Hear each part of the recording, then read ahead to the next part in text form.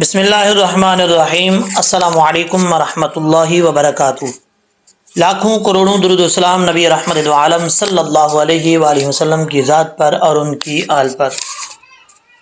آج کی اس ویڈیو کے اندر سورہ یاسین کا پارٹ نمبر 8 جو ہے وہ اپلوڈ کریں گے انشاءاللہ العزیز۔ آج سیکھیں گے اور آپ لوگوں نے توجہ سے جو ہے وہ سیکھنا ہے اچھے طریقے سے۔ اعوذ باللہ من الشیطان الرجیم۔ تسمیہ بسم اللہ الرحمن الرحیم۔ اب یہاں پر ہے وَمَا عَلَيْنَا إِلَّا الْبَلَاغُ الْمُبِينُ۔ سب سے پہلے واو ہے، تو واو کو پڑھتے وقت آپ کو بار بار بتاتا ہوں، جب بھی واو کی بات آتی ہے تو میں آپ کو یہی بتاتا ہوں کہ واو کو پڑھتے وقت ہونٹ گول کرنے ہیں۔ اگر ہونٹ گول نہیں ہوں گے تو واو سمجھے صحیح طریقے سے ادا نہیں ہوا۔ تو کیسے پڑھیں گے؟ وا وا، اس کو وا نہیں پڑھنا، وا واو زبر وا، میم زبر الف ما، وما، میم کی آگے الف ہے، ایک الف کی مقدار اس کو لمبا کریں گے، وما۔ آگے عین ہے، عین کو کلیئر کر کے پڑھنا ہے، حمزہ نہیں پڑھنا۔ حمزہ کا ساؤنڈ ہے حمزہ زبر آ، حمزہ زیر ای، حمزہ پیش او، آ ای او، یہ حمزہ کا ساؤنڈ ہے، حمزہ کی آواز ہے، سختی سے پڑھی جاتی ہے۔ اور عین کی آواز کیا ہے؟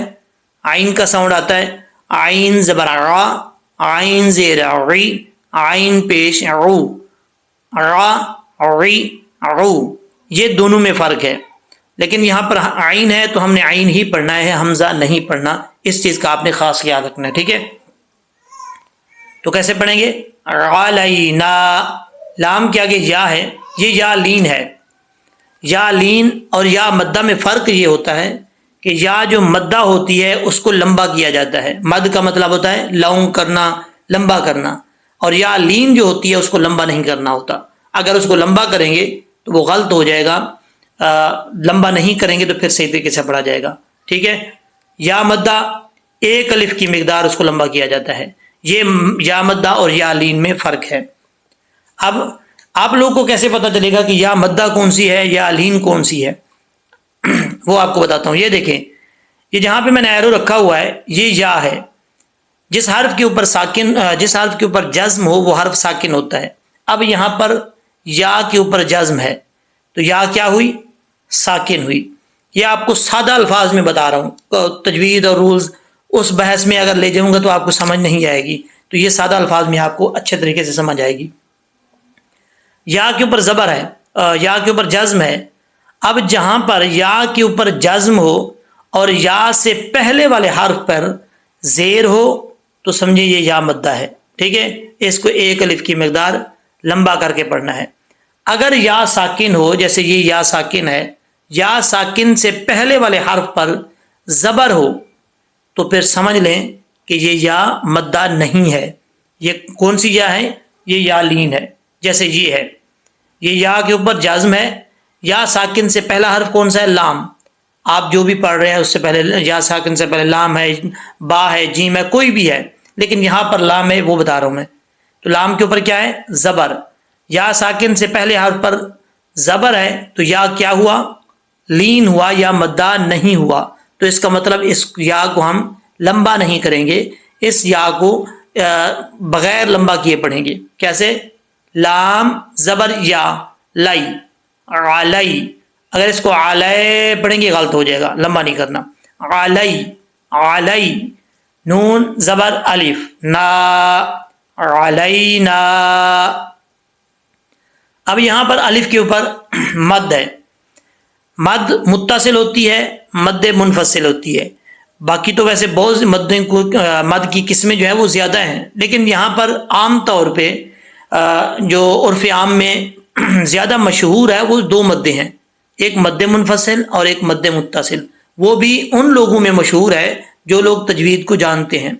جن لوگوں کو نہیں پتہ تجوید ہوتی کیا ہے، تجوید نہیں جانتے، رولز تجوید کے نہیں جانتے، وہ ان کو صرف یہی پتہ ہے کہ یہ والی مد جو ہے یہ چھوٹی مد ہے، ٹھیک ہے، اور جو موٹی لکیر کے ساتھ آتی ہے اس مد کو وہ بڑی مد بولتے ہیں۔ مد متصل منفصل ان چیزوں کو نہیں جانتے وہ، لیکن یہاں پر ہم پہلے بات کریں گے مد متصل پہ، پھر مد منفصل پہ۔ یہاں مد منفصل ہے، مد متصل وہ جب آئے گی آپ کو بتاؤں گا، لیکن یہاں پر مد منفصل ہے۔ چھوٹی مد بولنے یا مد منفصل بات ایک ہی ہے، لیکن تجوید کے اصطلاح میں مد منفصل ہی کہا جاتا ہے۔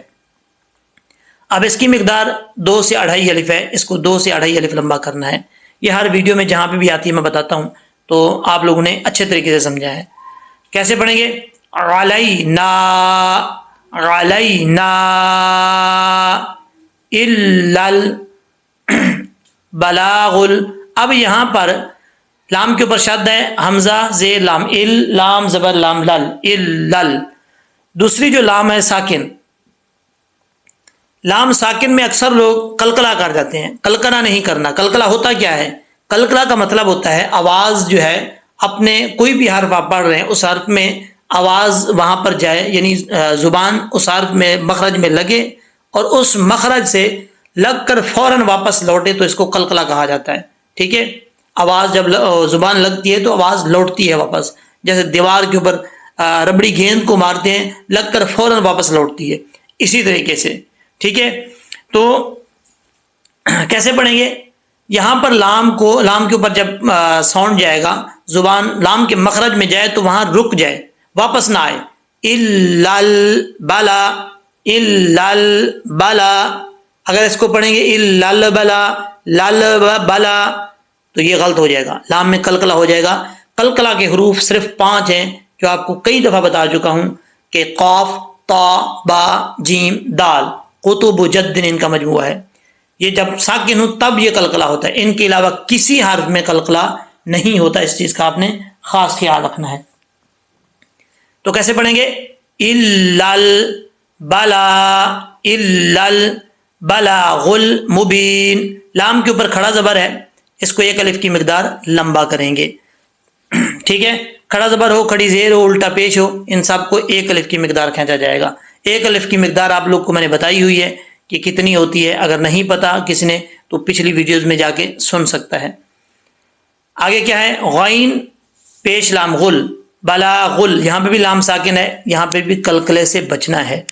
بلاغ المبین، اگر ملا کے پڑھیں گے تو نون کے اوپر پیش ہے، پیش پڑھا جائے گا۔ اگر آپ ملا کے نہیں پڑھنا چاہتے، آپ کا سانس نہیں ہے اتنا زیادہ، تو یہاں پہ سٹاپ کر سکتے ہیں، کوئی مسئلہ نہیں ہے، یہ سرکل ہے، ٹھیک ہے۔ تو یہاں پہ کیسے پڑھیں گے؟ سٹاپ رکیں گے تو مبین، جب یہاں پہ رکیں گے تب یہاں پر اگر آپ 1 الف کی مقدار لمبا کرنا چاہیں کر سکتے ہیں، اگر اس سے زیادہ کرنا چاہیں تب بھی آپ کر سکتے ہیں۔ اگر یہاں پہ جب رکیں گے تو پھر یہاں پہ بڑی مد بھی ہو سکتی ہے، اس کو کہا جاتا ہے مد عارض وقفی، ٹھیک ہے، یعنی عارضی طور پہ مد وقف کرنا۔ جب عارضی طور پہ کریں گے تو پھر کیا ہوگا؟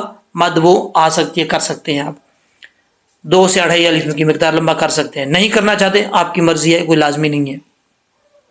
اچھا جی، اب آپ نے میرے ساتھ ساتھ پڑھنا ہے، پریکٹس کرنی ہے۔ وما علینا الا البلاغ المبین۔